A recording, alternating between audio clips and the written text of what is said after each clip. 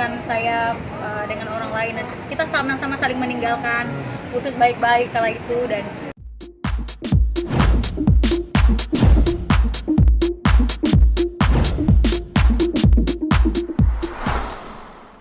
Ya, Kak Eva dan Kak Kana, apa kabar nih? alhamdulillah puji Tuhan baik sekali kita. Kalau boleh cerita sedikit dirimu tuh kenalnya kapan sih, saling kenalnya kapan? Kalau sama dia sih udah lama banget, Ya. tahun 2015-16 kenal dia, tapi memang putus nyambung ya, putus nyambung. Dia pernah meninggalkan saya dengan orang lain, dan kita sama-sama saling meninggalkan, putus baik-baik kala itu. Dan ternyata kembali lagi setelah 1,5 tahun, tahun 2017 dia nemukan saya lagi, ketika waktu itu saat dia udah mau nikah, dan saat saya juga udah punya seseorang, saya punya orang luar kan, pacar saya orang bule waktu itu. Dan ternyata kita dipertemukan kembali, tapi kita dalam arti bisnis, karena kita ada kerjaan juga, jadi membuat kita jadi sering ketemu.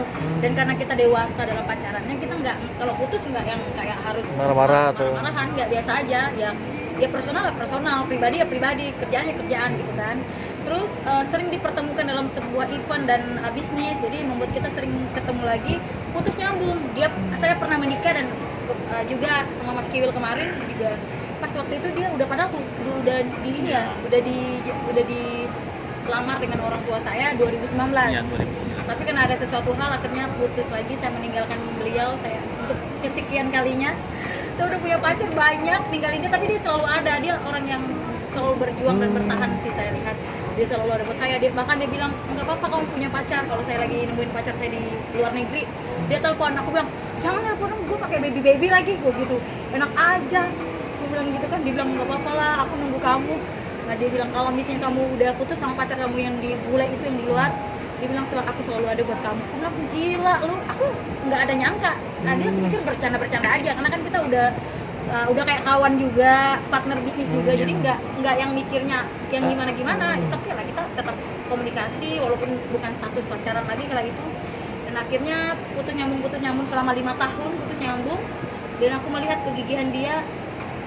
Dia ternyata pas gua udah kemarin sama Mas Kiwil pisah, dia masih seseorang yang sama, yang berjuang. Dia bilang Masih tahan. masih apa Jana? Tahan. Masih tahan. Tahan apa? Tahan memperjuangkan, berjuang. Ya, tahan cinta. Tahan cinta. Dia nggak terlalu bisa bahasa kita, jadi dia ngomongnya ala kadar sebisa dia ya. Lucu. Tapi dia sekarang udah lumayan bisa bahasa Indonesia, karena udah lama juga, dan saya ajarin tiap hari komunikasi, saya ajarin bahasa Indonesia juga.